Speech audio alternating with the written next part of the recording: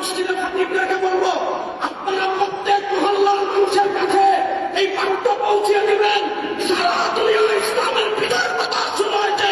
আগামী বাংলাদেশ হবে ইসলামের বাংলাদেশ। বাংলাদেশে গত 54 বছর ধর্মনিরপেক্ষতার নামে, সমাজতন্ত্রের নামে আমরা কাঠামোগত ইসলাম বিদ্বেষ কাজ করতে রেখেছি। 2024-এর জুলাই আগস্টের গণবিপ্লবের পর আমাদের সামনে সময় এসেছে, আর আমরা ধর্মনিরপেক্ষতাকে দেশের রাষ্ট্র ক্ষমতায় দেখতে চাই না, সমাজতন্ত্রকে আমরা দেশের রাষ্ট্র ক্ষমতায় দেখতে চাই না। বাংলাদেশ তাই আল্লাহর কোরআনের বাংলাদেশ, ইসলামের বাংলাদেশ,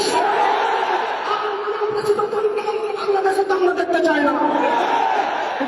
মসজিদের ইমাম খতিব যারা আছেন তাদের কাছে আমরা অনুরোধ করবো, আপনাদের প্রত্যেকের কণ্ঠকে ইসলামের পক্ষে কাজে লাগাবেন। মসজিদের বিপদে ধর্মনিরপেক্ষতার বিপক্ষে বলবেন।